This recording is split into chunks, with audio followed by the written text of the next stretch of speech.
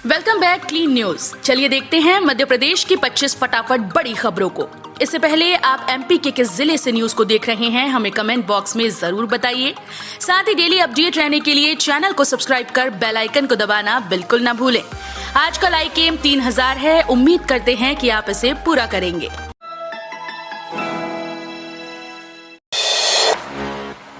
अब राष्ट्रीय कंपनीज मध्य प्रदेश को बताएंगी कैसे करें अपने उत्पाद की ब्रांडिंग।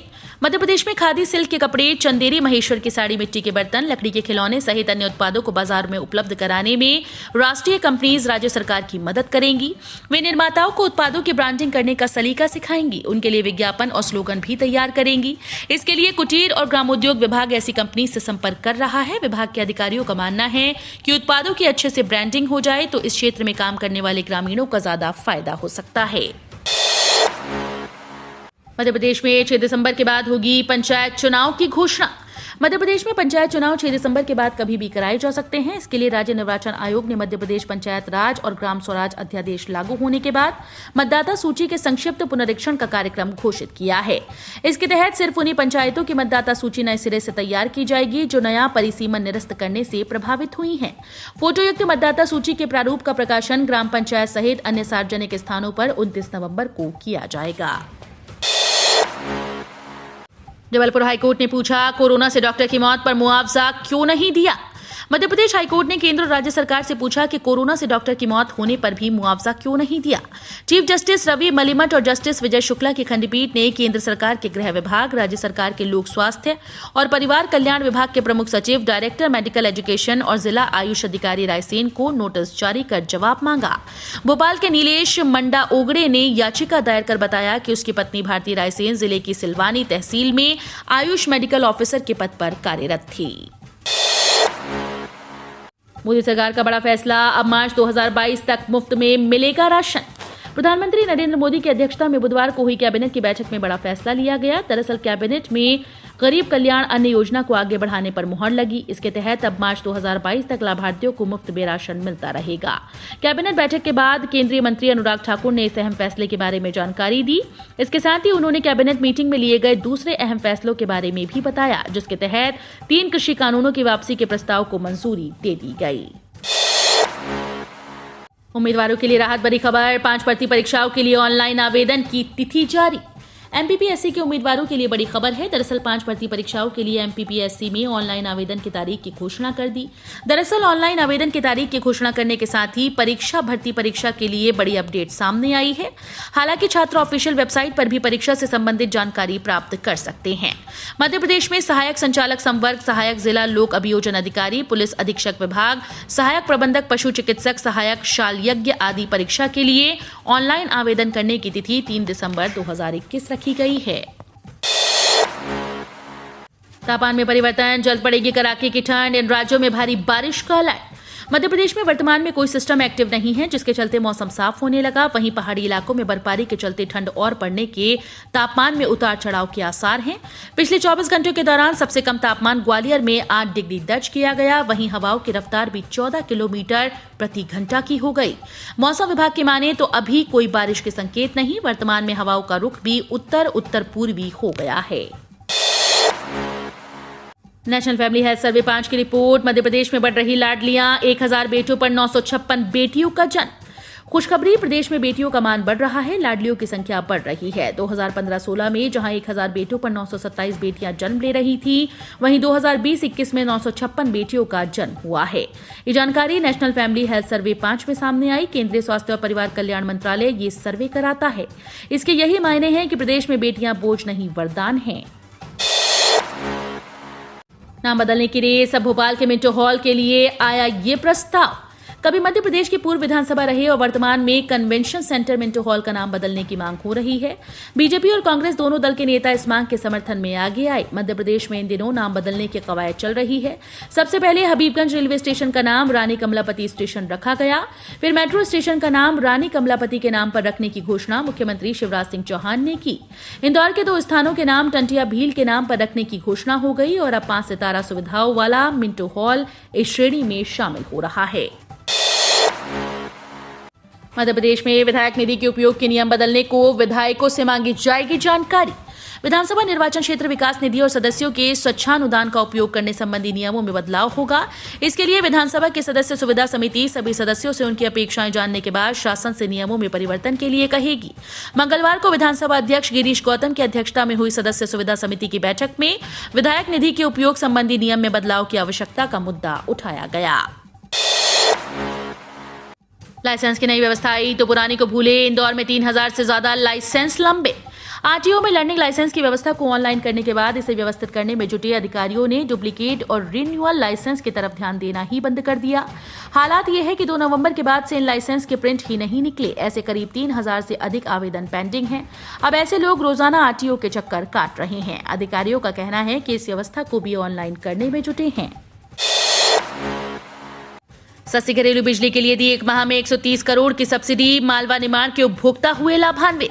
मध्य प्रदेश पश्चिम क्षेत्र विद्युत वितरण कंपनी मालवा निमाड़ में राज्य शासन के कल्याणकारी योजनाओं का प्रभावी क्रियान्वयन कर रही है। पात्र घरेलू उपभोक्ताओं को 30 दिन में 150 यूनिट बिजली की खपत होने पर प्रथम 100 यूनिट तक बिजली 1 रुपए प्रति यूनिट की दर से उपलब्ध करवाई जा रही है। पिछले बिल माह कंपनी क्षेत्र के 31,78,000 से ज्यादा उपभोक्ताओं ने इसका लाभ लिया।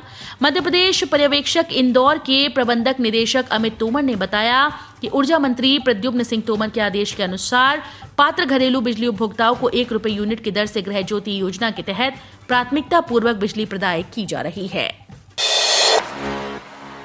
मछली उत्पादन के क्षेत्र में अच्छा काम करने पर बालाघाट को देश में मिला पहला स्थान। मध्य प्रदेश के बालाघाट जिले को मछली उत्पादन में उत्कृष्ट कार्य करने के लिए देश में पहला स्थान प्राप्त हुआ। इस उपलब्धि के लिए भारत सरकार ने बालाघाट को विश्व मत्स्य दिवस पर ओडिशा की राजधानी भुवनेश्वर में 3 लाख का पुरस्कार और प्रतीक चिन्ह देकर सम्मानित किया। संचालक मत्स्योद्योग भरत सिंह, उप संचालक मत्स्योद्योग बालाघाट शशि प्रभा ने ये पुरस्कार प्राप्त किया। मध्य प्रदेश भाजपा महिला मोर्चा के 21 और किसान मोर्चा के 12 जिला अध्यक्ष घोषित।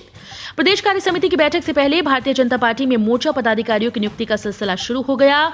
बुधवार को महिला मोर्चा और किसान मोर्चा ने जिला अध्यक्षों की घोषणा की। महिला मोर्चा के प्रदेश अध्यक्ष माया नारोलिया ने 21 जिला अध्यक्ष तो किसान मोर्चा के प्रदेश अध्यक्ष दर्शन सिंह चौधरी ने 12 अध्यक्ष बनाए हैं। पेट्रोल डीजल के ताजा रेट जारी। आगे और सस्ता होगा तेल। सरकारी तेल कंपनीज ने कल बुधवार के लिए पेट्रोल डीजल के नए रेट जारी कर दिए। आज भी कीमतों में कोई बढ़ोतरी नहीं की गई। पिछले महीने पेट्रोल डीजल की कीमतों में लगातार बढ़ोतरी के बाद इस महीने कीमतें स्थिर बनी हुई हैं। आज राष्ट्रीय राजधानी दिल्ली में पेट्रोल का दाम 103.97 रुपए प्रति लीटर है। वहीं डीजल 86.67 रुपए प्रति लीटर बिक रहा है। घरेलू ईंधन खुदरा विक्रेता पेट्रोल और डीजल की कीमतों में कमी कर सकते हैं क्योंकि यूरोप में कोविड मामलों में फिर से तेजी आ रही है। कालियादेव महल की मुख्य सड़क के रास्ते पर लगा ताला। कांग्रेस का आरोप, ज्योतिरादित्य सिंधिया के इशारे पर हुआ बंद। उज्जैन से करीब 8 किलोमीटर दूर प्राचीन पर्यटक स्थलों में शामिल कालियादेव महल के मुख्य सड़क के रास्ते का गेट बंद कर दिया गया, जिसके खिलाफ ग्रामीणों ने मोर्चा खोल दिया है। उन्होंने केंद्रीय मंत्री ज्योतिरादित्य सिंधिया के इशारे पर गेट पर ताला लगाने का आरोप लगाया। बता दें कि उज्जैन के समीप क्षिप्रा नदी के तट के किनारे पर कालियादेव महल है। ये महल 1500 ईस्वी में बनाया गया था। प्रधानमंत्री फसल बीमा योजना अंतर्गत रबी फसल के फसल बीमा हेतु आवेदन 15 दिसंबर तक। प्रधानमंत्री फसल बीमा योजना के अंतर्गत रबी फसल के फसल बीमा हेतु आवेदन करने की अंतिम तिथि 15 दिसंबर 2021 निर्धारित की गई। कृषि विभाग के उप संचालक NL पांडे ने बताया कि वर्ष 2021-22 में प्रधानमंत्री फसल बीमा योजना के अंतर्गत रबी में मुख्य फसल चना, गेहूं सिंचित, गेहूं असिंचित, सरसों व अलसी सम्मिलित हैं। इस योजना के अंतर्गत ऋणी कृषक और गैर ऋणी कृषक शामिल हो सकते हैं। जिस ग्राम में अधिसूचित फसल निहित है उस फसल का किसान फसल बीमा करा सकता है। भारतीय रेलवे का एक और बड़ा फैसला, इन ट्रेन्स में फिर से शुरू होगी ये सर्विस। भारतीय रेलवे ने यात्रियों को बड़ी सौगात दी है। IRCTC ने लंबे समय से बंद पड़ी कैटरिंग सर्विस को फिर से शुरू करने का फैसला किया। हालांकि शुरुआत में ये सेवा कुछ ही ट्रेन्स में मिलेगी, इसके बाद सभी ट्रेन्स में इसे बहाल किया जाएगा। इससे पहले रेलवे ने कोई भी राज्य सरकार या कंपनी को किराए पर ट्रेन देने का फैसला किया है।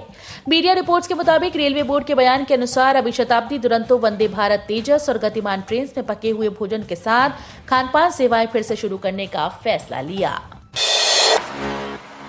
10वीं 12वीं परीक्षा पर आई बड़ी अपडेट, अधिसूचना जारी। दिल्ली सरकार ने एक अधिसूचना जारी कर कोरोना कर्तव्यों के लिए तैनात शिक्षकों को केंद्रीय माध्यमिक शिक्षा बोर्ड की 10वीं और 12वीं परीक्षाओं के निरीक्षण के उद्देश्य से वापस रिपोर्ट करने का निर्देश दिया।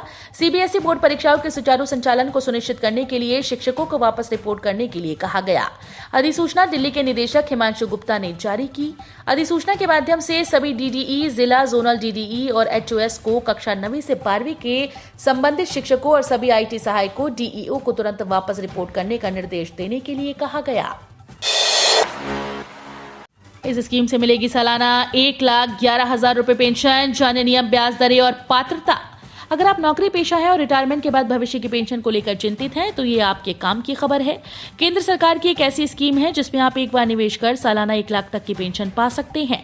इस योजना में अधिकतम मासिक पेंशन 9,250 रुपए मिलेगी, जब तिमाही पेंशन 27,750 रुपए, छमाही पेंशन 55,500 रुपए और अधिकतम सालाना पेंशन 1,11,000 रुपए मिलने का प्रावधान है। मोदी सरकार जनवरी में केंद्रीय कर्मचारियों को देगी तोहफा, इतना बढ़ जाएगा वेतन। मोदी सरकार सरकारी कर्मचारियों को जनवरी महीने में एक बार फिर से खुशखबरी दे सकती है। सरकार ने इन महीने केंद्रीय कर्मचारियों को दिवाली बोनस के साथ महंगाई भत्ते और टीए में बढ़ोतरी की। केंद्रीय कर्मचारियों के महंगाई भत्ता यानी डीए में बढ़ोतरी के बाद अब एक और भत्ते पर बढ़ोतरी की बातचीत चल रही है और इसका फायदा कर्मचारियों को जनवरी से मिल सकता है। दरअसल ये बढ़ोतरी हाउस रेंट अलाउंस में की जाएगी, जिससे सैलरी में बम्पर इजाफा होगा। खुशखबरी, रेलवे ने फिर शुरू की जरूरी सर्विस, सभी यात्रियों को होगा फायदा। रेल यात्रियों के लिए खुशखबरी है, अब आपका सफर और आनंददायक होने वाला है। दरअसल कोरोना संक्रमण के दौरान बंद की गई खास सर्विस अब फिर से शुरू हो रही है। गौरतलब है कि कोरोना संक्रमण के चलते देशव्यापी लॉकडाउन लगा दिया गया था और ट्रेन का संचालन भी बंद था।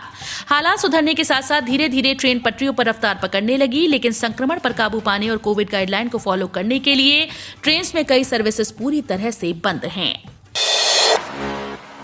मध्य प्रदेश में कोरोना विस्फोट, कल 22 नए केस, अकेले इंदौर में मिले 13 पॉजिटिव। मध्य प्रदेश में आज 24 नवंबर 2021 को बड़ा कोरोना विस्फोट हुआ। कल 22 नए कोरोना पॉजिटिव सामने आए। इसमें से 13 कोरोना पॉजिटिव तो सिर्फ इंदौर में मिले। इसमें 7 युवा भी शामिल हैं। इससे 2 महीने पहले महू कैंट एरिया में 30 कोरोना संक्रमित पाए गए, वहीं 5 भोपाल से हैं। इसके बाद एक्टिव केसेस की संख्या 100 पार हो गई। इन आंकड़ों के बाद संक्रमण की दर बढ़कर 0.04% हो गई। हालांकि रिकवरी रेट 98.60% बना हुआ है। Bharat New Zealand cricket test match Kanpur में आज से। भारत और न्यूजीलैंड के बीच पहला टेस्ट मैच आज से कानपुर में खेला जाएगा। आज 25 नवंबर को दोनों टीम के खिलाड़ियों का नाम फाइनल किया जाएगा। कप्तान और टीम प्रबंधन को टीम संयोजन करने में माथापच्ची पर श्रेयस अय्यर को प्लेइंग 11 में चुने जाने की संभावना है। कानपुर के ग्रीन पार्क में आज 25 नवंबर को भारत न्यूजीलैंड प्रथम क्रिकेट टेस्ट मैच सुबह 9 बजे खेला जाएगा। कानूनी पहलुओं का अध्ययन करने के लिए विधि विभाग को भेजी अधिसूचना। भोपाल और इंदौर में पुलिस कमिश्नर प्रणाली लागू करने के लिए तैयारियां अंतिम चरण में पहुंच गईं। गृह विभाग ने बुधवार को अधिसूचना कानूनी पहलुओं को अध्ययन करने के लिए विधि विभाग को भेज दी।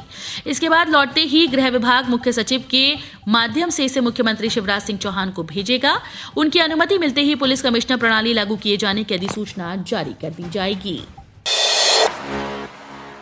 कांग्रेस मध्य प्रदेश में विधानसभा चुनाव की तैयारी और आदिवासियों के बीच पैठ मजबूत करने में जुटी। आगामी विधानसभा चुनाव की तैयारी और आदिवासियों के बीच पैठ को मजबूत करने में कांग्रेस जुट गई। बुधवार को प्रदेश कांग्रेस कार्यालय में सहयोगी संगठन अनुसूचित जनजाति विभाग के कामकाज की प्रदेश कांग्रेस अध्यक्ष कमलनाथ ने समीक्षा की। इस दौरान आदिवासी वर्ग के विधायकों ने कहा कि हमें माइक्रो मैनेजमेंट करना होगा। संगठन में आदिवासियों को पर्याप्त हिस्सेदारी मिलनी चाहिए। कमलनाथ ने इस पर सहमति जताते हुए कहा कि आगे आने वाले समय में ये होता हुआ दिखाई देगा।